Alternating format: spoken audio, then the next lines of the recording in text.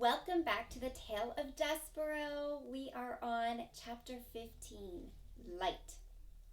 When Despereaux awoke, he was cupped in the large, calloused hand of a human, and he was staring into the fire of one match, and beyond the match there was a large, dark eye looking directly at him. "A mouse with red thread," boomed the voice.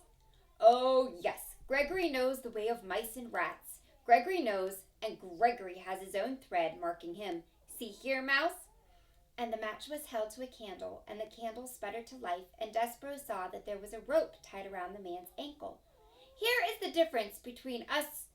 Gregory's rope saves him, and your thread will be the death of you." The man blew the candle out, and the darkness descended, and the man's hand closed more tightly around Despereaux, and Despereaux felt his beleaguered heart start up a crazy rhythm of fear. "Who are you?" he whispered. "The answer to that question, Mouse, is Gregory. You are talking to Gregory the jailer, who has been buried here, keeping watch over this dungeon for decades, for centuries, for eons, for eternities. You are talking to Gregory the jailer, who, in the richest of ironies, is nothing but a prisoner here himself."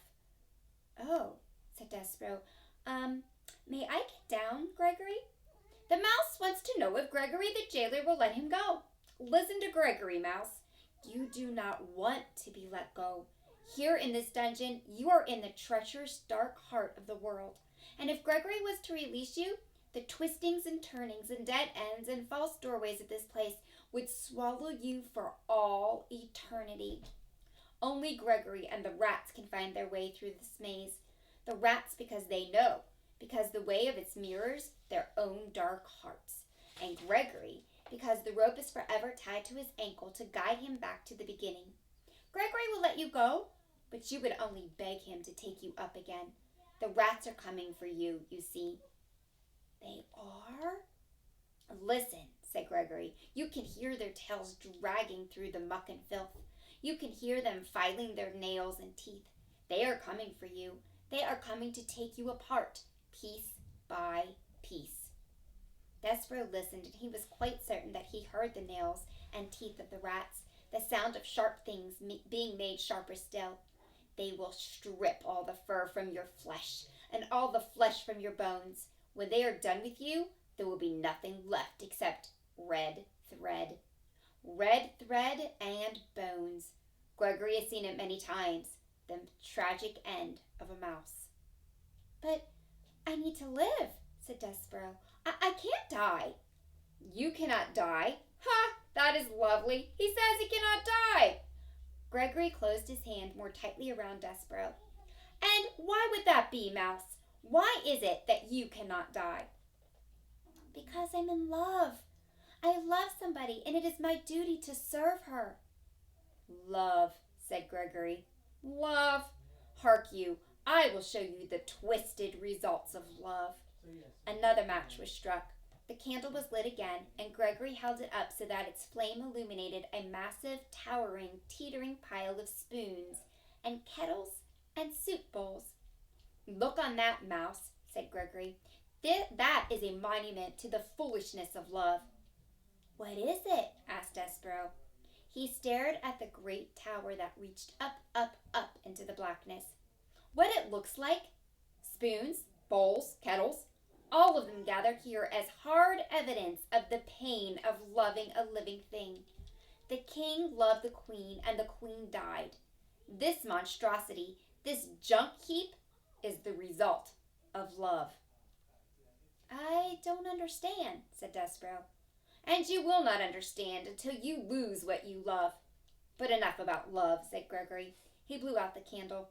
We will talk instead about your life, and how Gregory will save it, if you so desire." "Why would you save me?" Despereaux asked. "Have you saved any of the other mice?" "Never," said Gregory. "Not one." "Why would you save me, then?" "Because you, Mouse, can tell Gregory a story. Stories are light. Light is precious in a world so dark. Begin at the beginning. Tell Gregory a story. Make some light."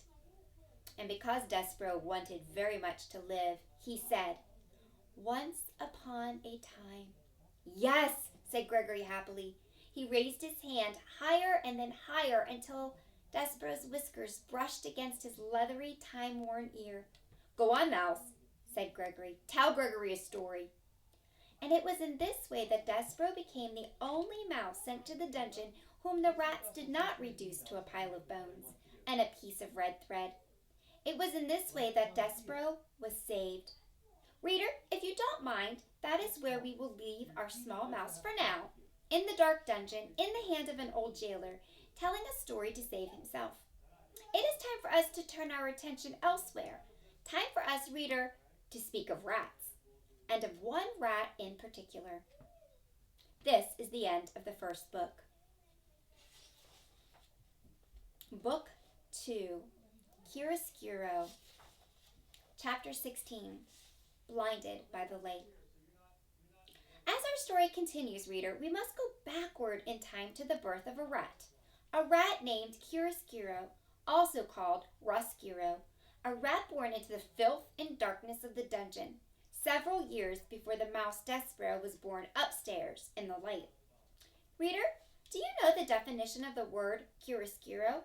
If you look in your dictionary, you will find that it means the arrangement of light and darkness and light together. Rats do not care for light. Roscuro's parents were having a bit of fun when they named their son.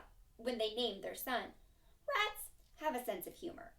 Rats, in fact, think that life is very funny. And they are right, reader. They are right. In the case of Chiaroscuro, however, the joke had a hint of prophecy to it. For it happened that when Roscuro was a very young rat, he came upon a great length of rope on the dungeon floor. "Ah, what have we here?" said Roscuro. Being a rat, he immediately began to nibble at the rope. "Stop that!"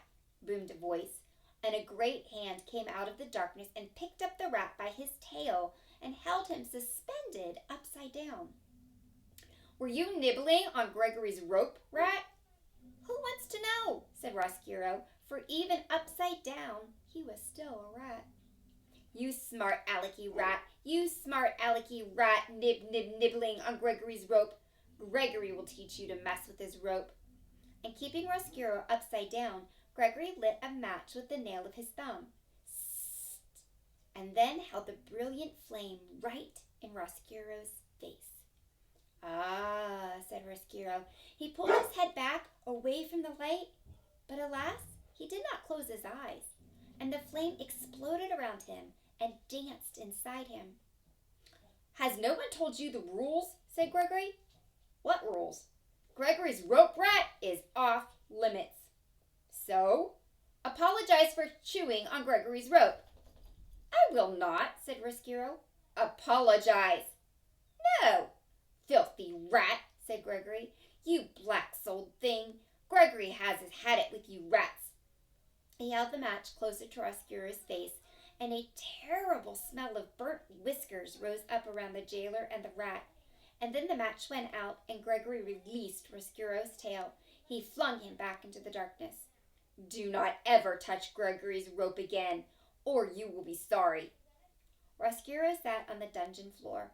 The whiskers on the left side of his face were gone. His heart was beating hard, and though the light from the match had disappeared, it danced still before the rat's eyes, even when he closed them. "Light," he said aloud, and then he whispered the word again. "Light." From that moment forward, Roscuro showed an abnormal, inordinate interest in illumination of all sorts. He was always, in the darkness of the dungeon, on the lookout for light, the smallest glimmer, the tiniest shimmer.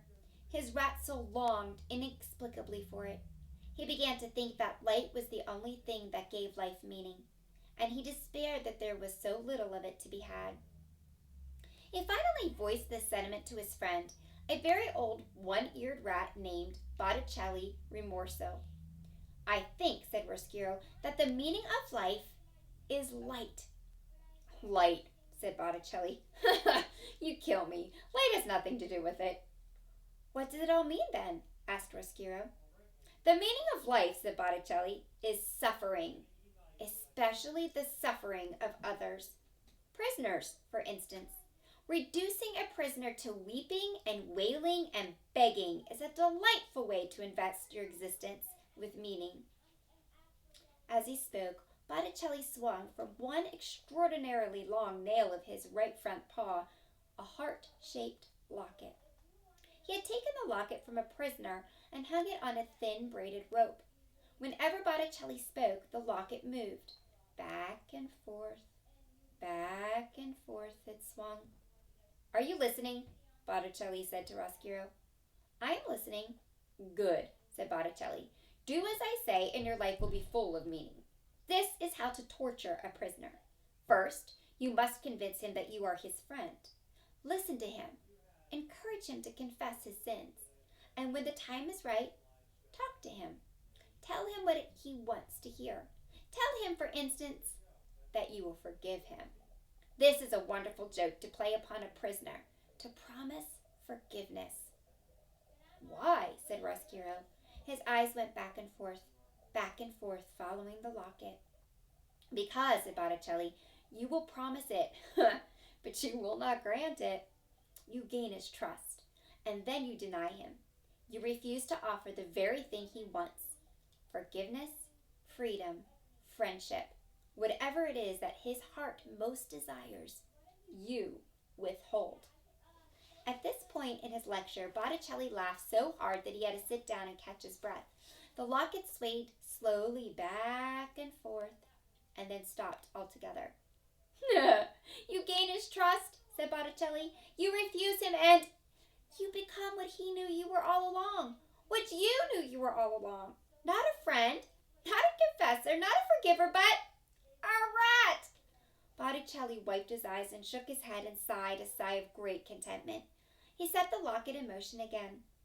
At that point, it is most effective to run back and forth over the prisoner's feet, inducing physical terror along with the emotional sort. "Oh," he said, "it is such a lovely game, and it is just absolutely chock full of meaning." "I would very much like to torture a prisoner," said Roscuro. "I would like to make someone suffer." "Your time will come," said Botticelli. "Currently all the prisoners are spoken for, but another prisoner will arrive sooner or later. How do I know this to be true?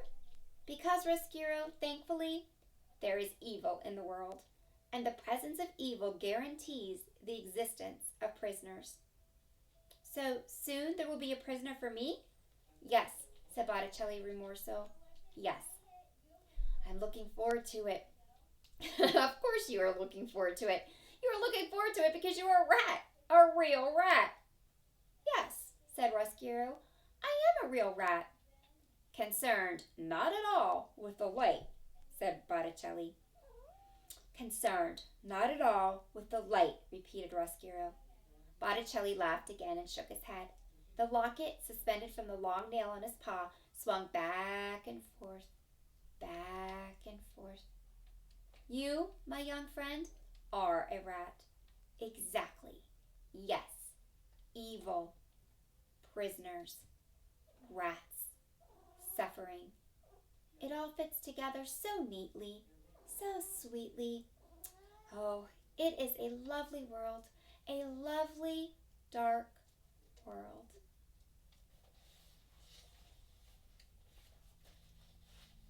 That's it for today. I'll see you tomorrow. Have a good rest of your day. I love you. Bye.